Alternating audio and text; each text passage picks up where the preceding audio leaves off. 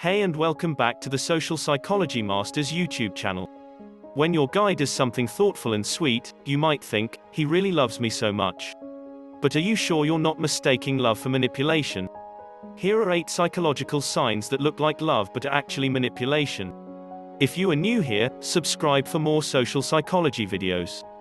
And comment down below, I subscribed, so we can welcome you. Let's start. 1. Texting and calling you all the time. In the beginning of every relationship, there's a lot of communication. You want to know each other, find out about them, be connected while not together, and, naturally, missing the other person and wanting to spend time with them. If you can't do that the moment you need, the next best is to call or text them. Nothing's wrong with that. The problem starts when the other person starts creeping you out. Why didn't you pick up? And, pick up now, and complains if you don't text back immediately. They get annoyed that you are not responding to their calls and texts, take it personally, and this sweet thing that's supposed to be passionate communication becomes a burden for you. 2. Keeping track of you 24/7 and asking you about your whereabouts. Obviously, it doesn't start like that. In the beginning, it's even cute, when they need to be in touch with you, talk to you, feel you, tell you how much they love you. It's an extension of the calling, texting you all the time need. But in this case, the other person becomes your shadow. They demand to know your whereabouts, who you met, what you said, how you felt, everything. You cannot be vague about things. You need to report back to them with full detail. All in the name of love. But when there's love, trust, and respect, and these are all necessary ingredients for a healthy relationship, then there's no need to track your partner down. 3. Doesn't want to meet your friends and doesn't introduce you to her friends.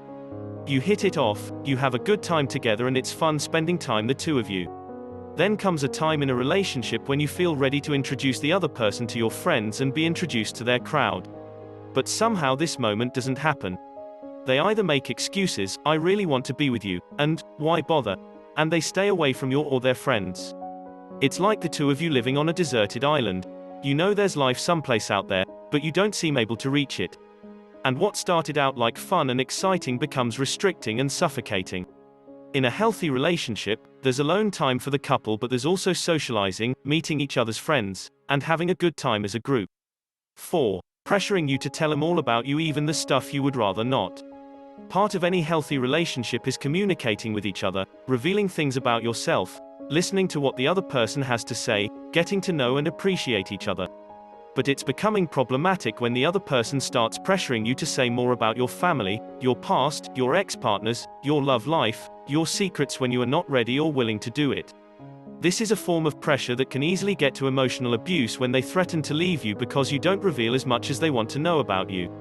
It gets even worse when the other person starts using your secrets to pressure or threaten you. 5. Telling you that no one will ever love you like he does. Another red flag. Show, don't tell should be the golden standard when it comes to proving love. If the other person truly and genuinely loves you and cares about you, there's no need to make grandiose statements. You can figure that much out from their behavior. The issue is with their behavior. That nobody will ever love you the way I do is often a statement they say after they have messed up, after a fight or an episode of not treating you well. The underlying meaning of this supposed loved statement is, that's what you deserve and don't ask for more or better. It's basically a way for the other person to cover their butt and persuade you that what you get is plenty. 6. Always saying, sorry, and asking for a second chance.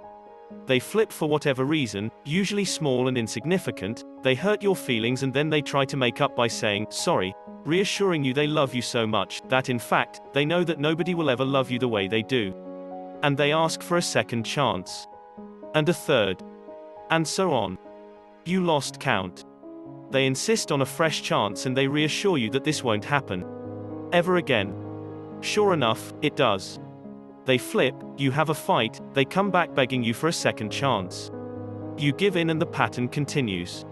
7. Watching closely and trying to monitor your social media life. You follow each other on social media. Soon you realize it's becoming more than that. They demand to know why you chose to post this versus that photo.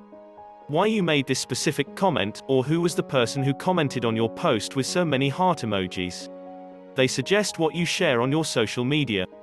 They ask that you share passwords on your social media. It all feels uncomfortable and pressuring. Because that's what it is. When you lose your basic freedom of speech and personal expression out of fear your significant other will be disappointed or even mad at you, then there's a problem. 8. They always suggest things for your own good.